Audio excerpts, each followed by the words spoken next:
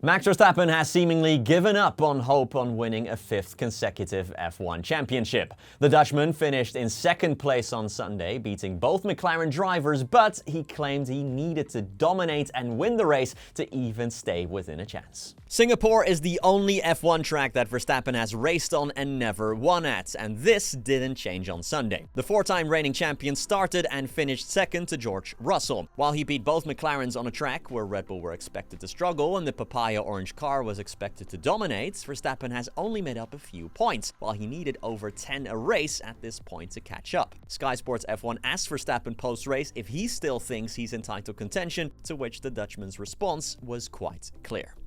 Quote, "For that, you need to win. You need to dominate. We're not doing that, or at least we're not doing that this weekend. So we're not catching up enough. For that, you had to win today, and we didn't. Yeah, that's how it is. We already lost way too many points in the beginning of the season. That's quite clear, but we just try to see it race by race. We try to do the best we can. This track is still not our favorite, I think also for the car, but nevertheless, second, I think, is still a great result." End quote. McLaren claim they have no issue with Oscar Piastri's protest during the Singapore Grand Prix.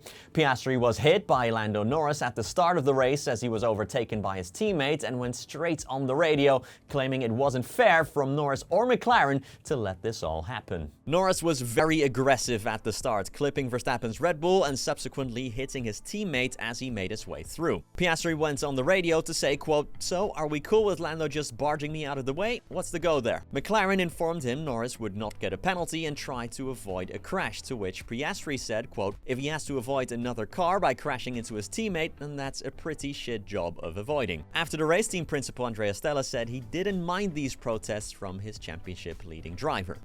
Quote, "Oscar made some statements while he was in the car, but that's the kind of character that we want to have from our drivers. They have to make their position very clear. That's what we ask them. Every time we start our conversations with the drivers, we always remind ourselves as a premise, this is hard. Because this is the only matter in which, when you race together as a team, actually you can't have exactly the same interest for the two drivers, because they want to pursue their aspiration."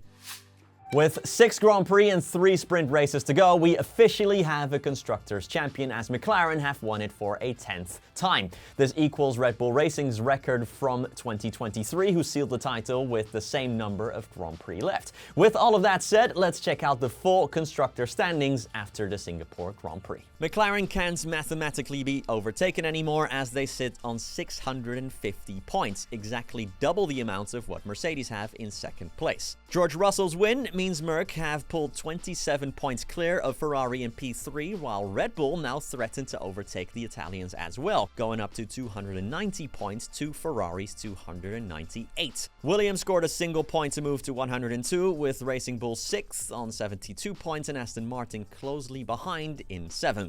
Sauber, Haas and Alpine are the bottom 3, with Alpine having not scored a point for 5 races in a row. Well, that's it from me. Don't forget to check out this morning's news video as well, by the way, if you haven't already, and I'll catch you in the very next one. Thank you so much for watching, and peace.